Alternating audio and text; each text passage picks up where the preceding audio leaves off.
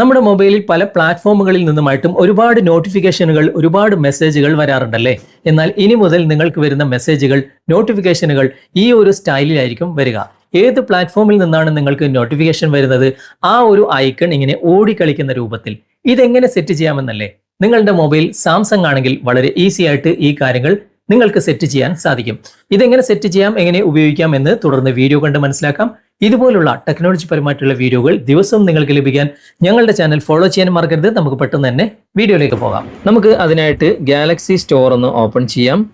Open ചെയ്തിട്ട് ഇവിടെ search ബാറിൽ ഗുഡ് ലോക്ക് എന്ന് നിങ്ങൾ ടൈപ്പ് ചെയ്തിട്ട് സെർച്ച് കൊടുക്കുക.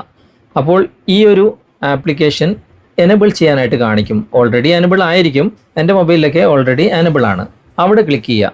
എന്നിട്ട് ഇത് ഓപ്പൺ കൊടുക്കുക. ഓപ്പൺ കൊടുത്തു കഴിഞ്ഞാൽ ഇവിടെ 3 ടാബുകൾ താഴെ കാണാൻ സാധിക്കും. അതിൽ മേക്കപ്പ് എന്ന ടാബ് നിങ്ങൾ സെലക്ട് ചെയ്യുക. എന്നിട്ട് താഴേക്ക് വരിക. കുറച്ച് താഴേക്ക് വന്നു കഴിഞ്ഞാൽ ഇവിടെ എഡ്ജ് ലൈറ്റിംഗ് എന്ന ഓപ്ഷൻ നിങ്ങൾക്ക് കാണാൻ സാധിക്കും. എഡ്ജ് ലൈറ്റിംഗ് ഇത് നിങ്ങൾ ഇൻസ്റ്റാൾ ചെയ്യുക. ഓക്കെ, വളരെ പെട്ടെന്ന് തന്നെ ഇത് ഇൻസ്റ്റാൾ ആകും. ഇൻസ്റ്റാൾ ആയിക്കഴിഞ്ഞാൽ ഇത് ഏറ്റവും മുകളിൽ വന്ന് കിടക്കും.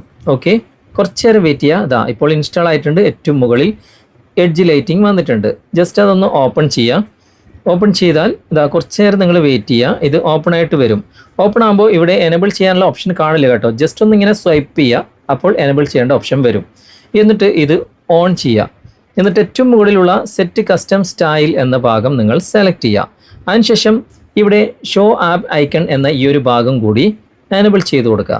ഓക്കെ, ഇത്രയും ആയിക്കഴിഞ്ഞാൽ ഇനി നിങ്ങളുടെ മൊബൈലിൽ ഏതെങ്കിലും ഒരു ആപ്ലിക്കേഷനിൽ നിന്നും മെസ്സേജുകൾ വരുമ്പോൾ നിങ്ങൾക്കത് നോട്ടിഫിക്കേഷൻ എങ്ങനെയാണ് വരുന്നതെന്ന് ഞാൻ നിങ്ങൾക്കൊന്ന് കാണിച്ചു തരാം. ഞാനിപ്പോൾ വാട്സപ്പ്, ഈ ഒരു മൊബൈലിൽ നിന്നും വാട്സപ്പിൽ മെസ്സേജ് വിടുകയാണ്. ഓക്കെ, ജസ്റ്റ് ഒരു ഹായ് വിടുകയാണ്. ഹായ് വിടുമ്പോൾ കണ്ടോ, ഇപ്പോൾ ഹായ് വന്നത് ഈ ഒരു രൂപത്തിലാണ്.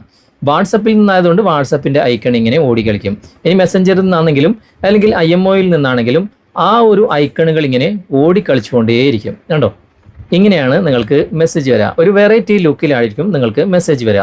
ഇനി നിങ്ങൾക്ക് ലോക്ക് സ്ക്രീനിൽ കാണണം എന്നുണ്ടെങ്കിൽ ഇവിടെ താഴെ കാണുന്ന ഈ ഒരു ടോഗിൾ നിങ്ങൾ ഓൺ ചെയ്യുക. അപ്പോൾ നിങ്ങൾക്ക് ഹോം സ്ക്രീനിൽ കാണില്ല, ലോക്ക് ചെയ്താൽ മാത്രമേ കാണൂ. ഇപ്പം ഞാനിപ്പം ഹോം സ്ക്രീനിൽ സാധാരണ ലോക്ക് ചെയ്യാതെ തന്നെ മെസ്സേജ് അയച്ചപ്പോൾ സാധാരണ പോലെയാണ് മെസ്സേജ് വരുന്നത്.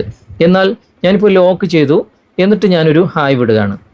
കണ്ടോ, ലോക്ക് സ്ക്രീനിൽ ഈ രൂപത്തിൽ നിങ്ങൾക്ക് മെസ്സേജ് വരും. സാംസങ് മൊബൈലിൽ ഇതുപോലെ ഒരുപാട് ഹിഡൻ ഫീച്ചറുകൾ ഒളിഞ്ഞിരിപ്പുണ്ട്. അതിൽ ഒന്ന് മാത്രമാണ് ഞാൻ ഇന്ന് നിങ്ങൾക്ക് പരിചയപ്പെടുത്തിയത്. ഇതിനു മുമ്പും ഒരുപാട് കാര്യങ്ങൾ സാംസങ് മൊബൈലുമായിട്ട് ബന്ധപ്പെട്ട വീഡിയോ ഞാൻ ചെയ്തിട്ടുണ്ട്. ഇത് എനിക്കൊരു വെറൈറ്റി ലുക്കായിട്ട് തോന്നി, അതുകൊണ്ടാണ് നിങ്ങളുമായിട്ട് ഷെയർ ചെയ്തത്. ഓക്കെ, നിങ്ങൾക്ക് വീഡിയോ ഇഷ്ടമായിട്ടുണ്ടെങ്കിൽ നിങ്ങളുടെ കൂട്ടുകാർക്ക് ഷെയർ ചെയ്ത് കൊടുക്കാനും മറക്കരുത്. അപ്പോൾ ഇന്നത്തെ വീഡിയോ നിങ്ങൾക്ക് ഉപകാരപ്രദമായിട്ടുണ്ടെങ്കിൽ നിങ്ങളുടെ കൂട്ടുകാരിലേക്കും വീഡിയോ ഷെയർ ചെയ്തെത്തിക്കുക. അതുപോലെ തന്നെ വീഡിയോ കുറിച്ചുള്ള അഭിപ്രായങ്ങൾ, നിർദ്ദേശങ്ങൾ നിങ്ങൾ കമന്റായി രേഖപ്പെടുത്തുക.